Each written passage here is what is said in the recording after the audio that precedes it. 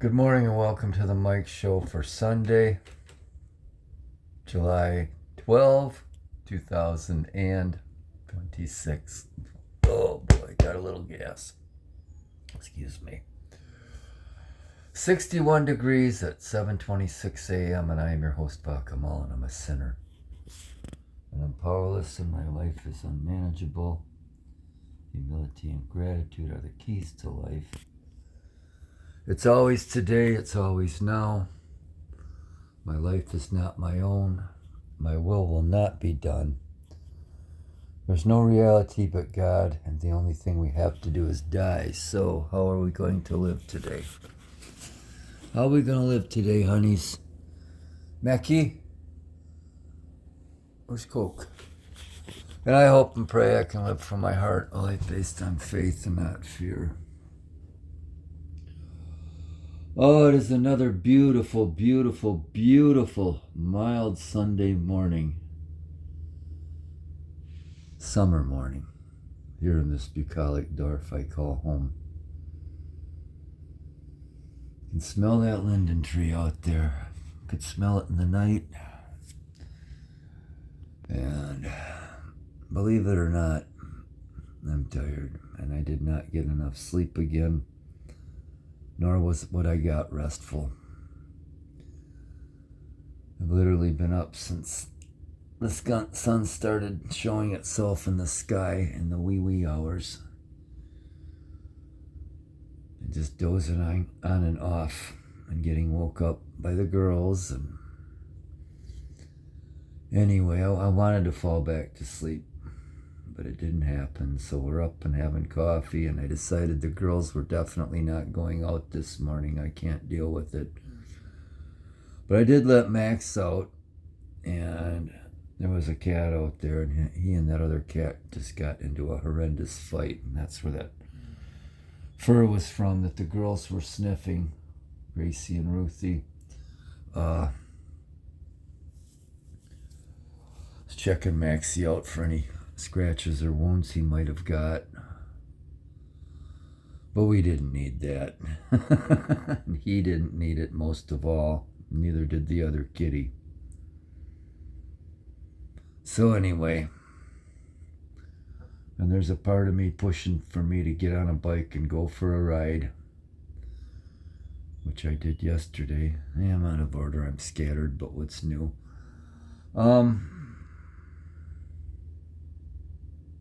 Yeah, let's take a break and regroup for a second and see if we can get some kind of rhyme or reason to what I'm going to yammer on about. Welcome back, and I don't really mean that, and I didn't mean it when I said good morning either. So anyway, what's up, Ruthie? Yesterday's thumbnail was a shot of our beloved Samuel, who I miss so very much. You're not supposed to have favorites, but he tore his way into my heart like you wouldn't believe. After living on the streets for 8 years and finally being able to catch him. And once he got neutered, he became the most loving soul in the world. And he let me know it every day we were together. He was such a sweet, good boy. And he would curl up at night and purr me to sleep. He'd put his chin right here and his left paw on my bicep and purr me to sleep. And he'd come and nudge me and sit with me. Like right now, after they'd go outside, or if we were sitting outside, he'd go do his thing and then come sit in my lap and purr me. But some of my favorite memories of him, and he got along with everybody, he really did. But some of my favorite memories were after him living on the streets for 8 years. Like 2:30 in the afternoon, he'd go outside and lay down on a binky underneath one of the trees out there. I used to leave blankets out laying in the yard. And he felt safe and comfortable enough to take a nap. And he'd just lay down out there. Because he had it rough on the streets. How we finally captured him. It was a March day, I believe, in 2016. And he came to feed. I had food and water in a box for him underneath the porch all these years.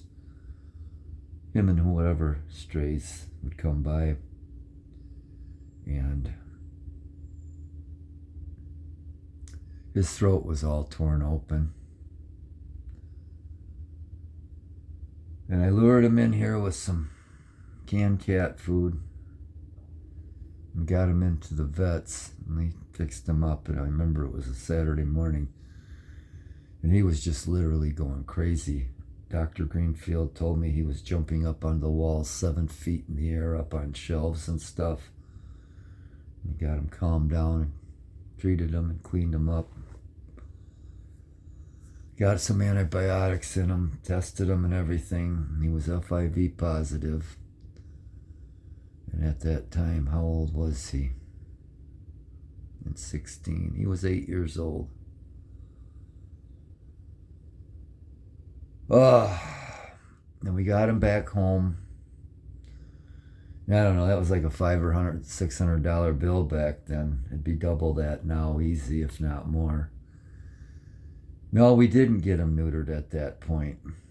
But we tried to keep him in the house till we could get him an appointment to get him in to get him neutered. And he escaped and then came back a few days later, and his throat was ripped open again, and we went through the same thing basically, but that time we were able to get him neutered. And the rest, as they say, is history. But he was such a sweet, good boy. He really was. And he had issues, like I say, the FIV. Some of them, it kills them. A cold can kill them. Some it doesn't seem to bother. Their immune systems are stronger. But he ended up with kidney disease. We lost him on Labor Day in 2023. And that was a tough one because he'd had dental work done that spring. And his blood work was fine as far as the values for checking for a bad kidney. And he hid it from me very well. I'd had so many before that we went through that with. And he just hid it so well that I had no idea he was sick until he wouldn't eat feline greenies, and got him into the vet on a Friday, and Monday he was gone.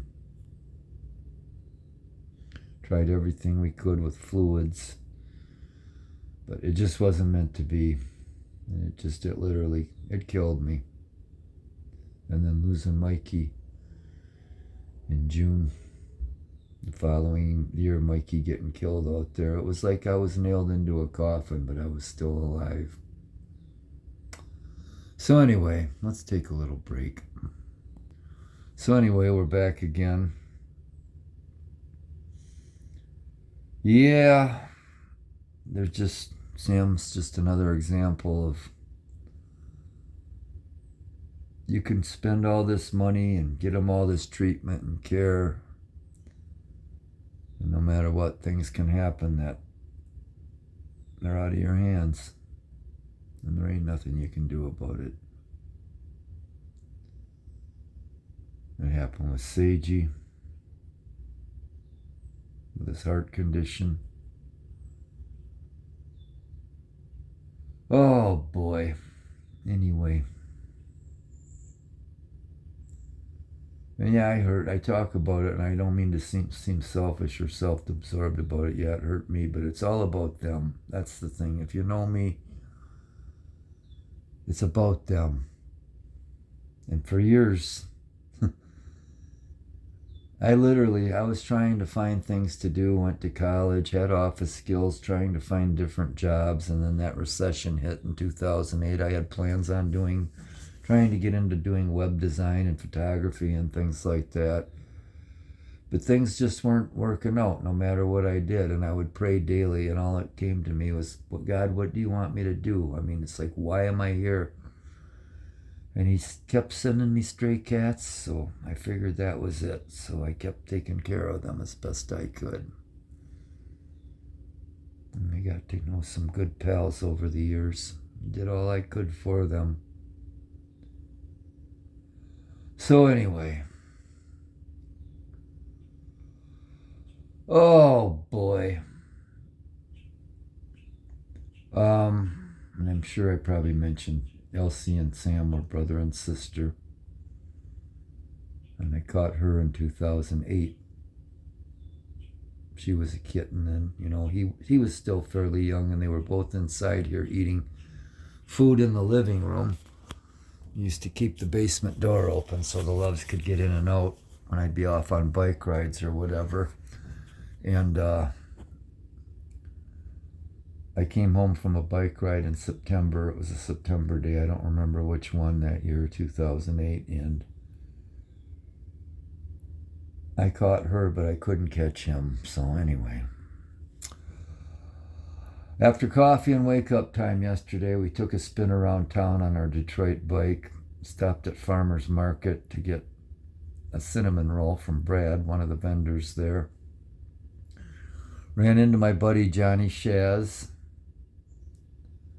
He was on his way to the barber shop, and I told him they're closed today, and he said, well, I'm going to check anyway. I said, John, they're closed. But anyway, he was walking, and he walked, and I pedaled alongside him. We caught up. I took his parents and him some pierogies on Friday, and they were really grateful for them and said they turned out really good. I came home, regrouped, hung around here. Spent some time with Else, which I'm doing because she's 18, and I stay home a lot because of that. I'm going to spend every minute with her I can. But I did go shooting in the afternoon. It was good. I was hitting my targets quite regular, and I enjoyed that. Some days I can go out there and not hit the broadside of the barn, but I was shooting 22 snub-nose revolver and a 22 semi-automatic, and then I shot a 357/38 special. And on the way home, I stopped at this pet supply place to see if they had their stock of cat harnesses resupplied, which they did, and she said the best thing to do would be bring Ruthie in. So at first I thought it'd be just Ruthie, but after yesterday's experience with the girls, when again they were everywhere but here, and I think Gracie's on the verge of figuring out that she's faster than me too, and I can't have it anymore. So we're taking them there today to get harnesses. We're going to pick up some rope and some snaps.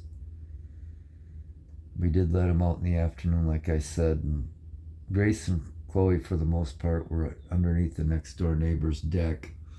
Ruthie disappeared as usual. And I said, I can't do this anymore. I just can't do it. And I wanted to take a swim last night.